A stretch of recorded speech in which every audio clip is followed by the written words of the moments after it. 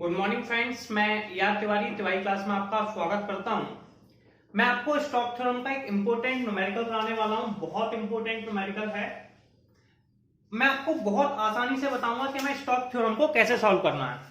तो Stokes theorem को solve करने के लिए आपको कोई खास प्रॉब्लम नहीं करनी है। देखिए, सबसे पहले आपको स्टोक्स का फॉर्मूला पता होना चाहिए।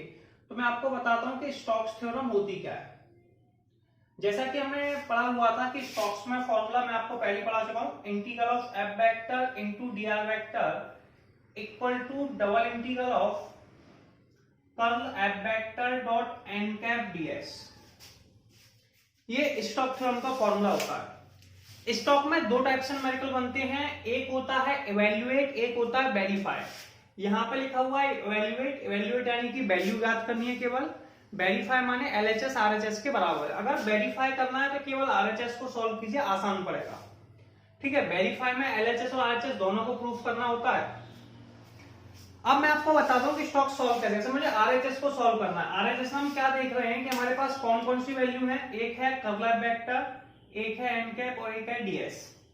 इसका मतलब है कि मुझे कर्ल एफ वेक्टर की वैल्यू कैलकुलेट करनी है, एन कैप की वैल्यू निकालनी है और डीएस की वैल्यू निकालनी है। ठीक है, कर्ल एफ वेक्टर क्या होता है, I J K del over del X del over del Y del over del Z F1 F2 F3। अगर किसी क्वेश्चन में फाई की वैल्यू दे रखी है तो फाई की हेल्प से निकाल सकते हैं। एन कैप होता है ग्रेड फाई अपॉन में mod grad phi, grad phi upon में mod grad phi,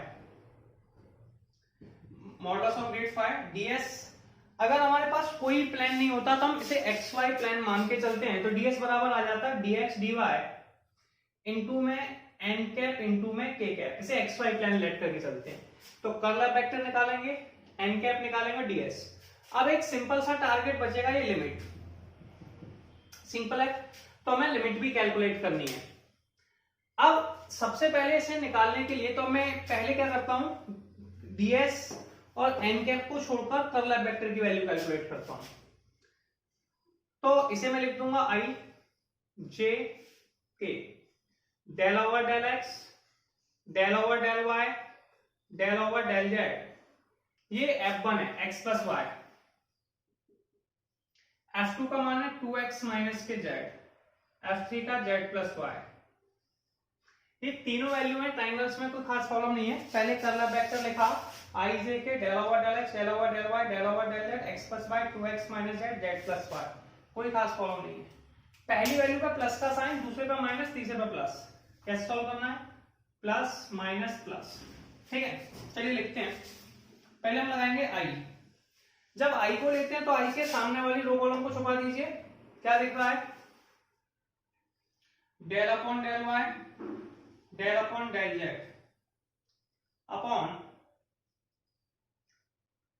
2x minus के z Z plus y minus k j cap.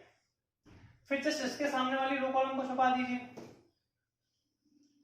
Del over del X X plus Y del over del Z Z plus Y. ठीक है, plus के cap ले लीजिए, plus के cap. तो के cap में हो जाएगा आपका वही के वाले के सामने रो कॉलम को छुपा दिए, del over del X del over del Y x plus Y 2x minus के जेड। अब इसे सॉल्व करना है। सॉल्व कैसे करते हैं इस पर ध्यान देंगे। सबसे पहले आई कैप लेंगे, इसका इसमें मल्टीप्लाई, तो del upon del y z plus y minus del upon del z 2x minus के जेड। फिर माइनस का साइन लगाएंगे, minus k j cap del upon del x z plus y minus k del upon del z x plus y. फिर similar process यहां पे भी करना है, प्लस के कैप। तो ये अपने पास आ गया डेल अपॉन डेल एक्स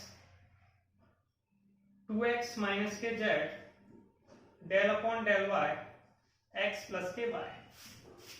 अब हमें इसका डिफरेंशिएशन करना है, तो मैं कर्ल की वैल्यू को साइड से लिख दूंगा। कर्ल एफ वेक्टर यहां लिख दूंगा, कर्ल एफ वेक्टर में से रब भी कर सकता हूं थोड़ा सा। यहां पर लिख देता हूं कर्ल एफ वेक्टर का मान, कर्ल एफ वेक्टर। देखिए पहले इसका डिफरेंशियल y के साथ किया, कितना आ गया 1, इसका z के साथ किया तो माइनस माइनस 1, ठीक है, bracket close plus, sorry minus के j। इसका हमने किया z के साथ तो कितना आ गया 1, फिर z के साथ किया माइनस 0, फिर इसका किया k, पहले x के साथ किया 2, फिर y के साथ किया माइनस के 1, तो कर्ल f वेक्टर का मान आ गया 2i माइनस j प्लस के k।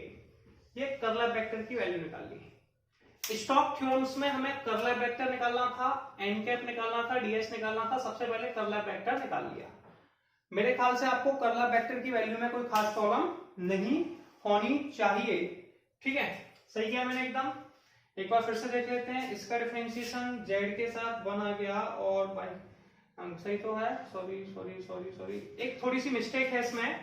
ऐसे अपन जब इसका मल्टी x है तो ये x के साथ यहाँ पे क्या आ जाएगा x, तो x के साथ करेंगे तो ये आ जाएगा 0, ये आ जाएगा 0 माइनस 0, तो j 0 हो जाएगा, तो कितना हो जाएगा 2i प्लस के k कैप। अब ठीक है, क्लियर है, कोई प्रॉब्लम नहीं है। देखिए पहले i को लिया, i के सामने वाली रो कॉलम को छुपाया, फिर j को लिया, j के सामने रो कॉलम, फिर k को लिया, k के सामने रो कॉलम को छुपाया। इस वैल्यू को हमें इस तरफ मल्टीप्लाई करना है, इसका इस तरफ माइनस के साइन के साथ, सेम प्रोसेस आपको यहाँ फॉलो करनी है, माइनस के साइन के साथ और यहाँ पे भी माइनस के साइन के साथ, तो तीनों वैल्यू आ गई। तो कर्ल एफ वेक्टर की वैल्यू आ गई 2i प्लस के k कैप। अब कर्ल एफ वेक्टर की वैल्यू हम निकाल चुके हैं, अब कोई खास प्रॉब्लम नहीं है। कर्ल एफ वेक्टर की वैल्यू के बाद हमारे पास क्या निकालना है बताइए जरा। अब हमें दो वैल्यू निकालनी है, एक एन कैप और एक ds। देखिए यहाँ पे पॉइंट दिए हैं 2 0 0, वर्टाइसिस ऑफ ट्राइंगल है। ऐसे अपने पास एक ट्राइंगल ले लीजिए, एक ट्राइंगल दिया हुआ है, इसके पॉइंट से कोई भी ट्राइंगल ऐड कर लीजिए, ये और ये, ठीक है। आपने क्लैट कर लिया, इसके 3 पॉइंट दे रखे, मान लीजिए एक्स एक्सिस है, ठीक है, एक्स एक्सिस का पॉइंट ए है, ये है 2 0 0, ये वाई एक्सिस है, बी है 0 3 0, ये जेड एक्सिस है, यहाँ पे सी है 0 0 6। हमने एक इक्वेशन पढ़ी थी 3D में कि equation of plane passing through the a0 0 0 b 0 0 0 3 क्या होता था, वो उससे इक्वेशन बनती थी x अपॉन a प्लस के y अपॉन b प्लस के z अपॉन c बराबर 1, a का मान, b का मान और c का मान। तो इक्वेशन हो जाएगी x upon 2 y upon 3 z upon 6 बराबर 1। इसका एलसीएम ले लेंगे, एलसीएम का 6 आ गया, 2 का दिया 3x, 3 का दिया 2y प्लस के z, ठीक है, बराबर 1, 3x प्लस के 2y प्लस के z बराबर 6। इसी से 5 की वैल्यू हो गई यार, ये 3x प्लस के 2y प्लस के z माइनस के 6, ये किसकी वैल्यू हो गई 5 की, डाउट तो नहीं है। तो आपके पास 5 की वैल्यू कितनी आ गई 3x plus 2y plus z। अब सुनिए, मुझे n कैप निकालना था, n कैप के लिए मुझे सबसे पहले निकालना पड़ेगा ग्रेड फाई। ग्रेड फाई ये होता है i del phi over del x, j del phi over del y और k del phi over del z। ये फाई का मान है, इसका डिफरेंशियल पहली बार x के साथ कीजिए तो x पर इसी के पास है तो 3 आ जाएगा, तो ये आ गया 3i। फिर इसका y के साथ कीजिए, पूरे में y केवल यहाँ पे है तो 2y का डिफरेंशियल 2 तो 2j। फिर z के साथ करेंगे, z केवल यहाँ पे तो प्लस के k, ये ग्रेड फाई का मान आ गया। तो आप यहाँ लिख सकते हैं, मैं फिगर को रफ कर देता हूं, ये ग्रेड फाई का मान आ गया, ठीक है, फिगर रफ किया, ग्रेड फाई की वैल्यू मेरे पास आ गई है 3i प्लस के 2j प्लस के k। अब मॉड निकालना है यार, मॉडुलस तो आसान ही है, सबको पता है, मॉडुलस सबको निकालना होता है। कैसे निकालते हैं, i के कोफिशिएंट का स्क्वायर, j के मतलब, ठीक है। तो मॉड में ग्रेड फाई निकालना है यार, तो मॉड में ग्रेड फाई कैसे निकालेंगे, i के साथ कितना है 3, तो 3 का स्क्वायर, j के साथ कितना है 2, 2 का स्क्वायर, k के साथ कितना है 1 के कोफिशिएंट देखते हैं, i के साथ 3, j के साथ 2, इसके साथ 1, 3 का स्क्वायर 2 का स्क्वायर 1 का स्क्वायर 9 + 4 + 1 14। एन कैप निकालना था, एन कैप होता है ग्रेड 5 अपॉन में मॉड ग्रेड 5, ठीक है। ग्रेड 5 की वैल्यू ऊपर दी थी 3i + k 2j + k और एन कैप की वैल्यू रूट में 40। अब मैं साइड से एन कैप की वैल्यू को लिख दूंगा, ठीक है। यहां पे एन कैप की वैल्यू लिख दूंगा तो एन कैप की वैल्यू कितनी हो जाएगी 3i + 2j + k अपॉन √ में 14, ये एन कैप की वैल्यू हो गई। अब कोई प्रॉब्लम नहीं है। अब मुझे केवल ds की वैल्यू निकालनी है। किसकी वैल्यू निकालनी है ds की। चलिए मैं ds की वैल्यू निकालता हूं ऑब्जेक्ट से। ds की वैल्यू मैंने आपको भी क्या बताई थी, क्या होती है dx dy n cap into में k कैप, क्लियर है। ds की वैल्यू कितनी होती है dx dy इंटू में n कैप इंटू में k कैप। ऑब्जेक्शन है dx dy n कैप का मान कितना है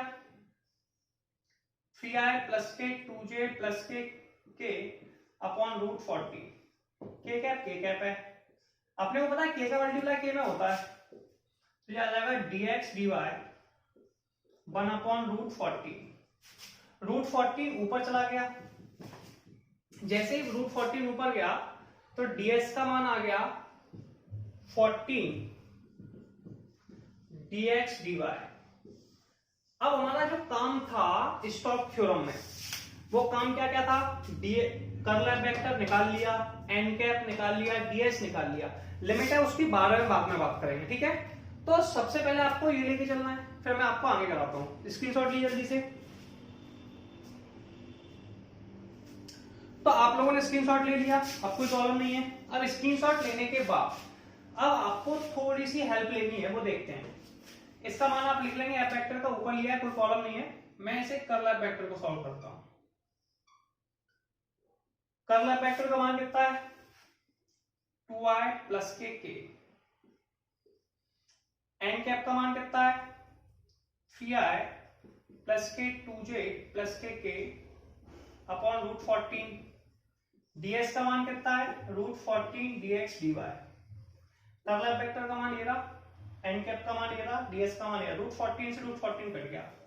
मल्टीप्लिकेशन कैसे करते हैं यार, i का i के साथ, j का j के साथ और k का k के साथ। तो ये आ गया डबल इंटीग्रल ऑफ 2 का 3 में किया है 2 इंटू में 3, j है नहीं है इसलिए 0, k का मान 1 इंटू 1 dx dy। तो ये आ जाएगा double integral of 7 dx dy। Clear है। अब यहां से आप 7 कॉमन ले सकते हैं, integral of dx dy।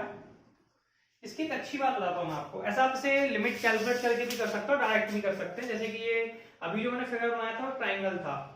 Triangle का एरिया होता है 1/2 बेस इंटू हाइट, और मैंने इसे xy प्लेन पर माना था, और ये होता है एरिया।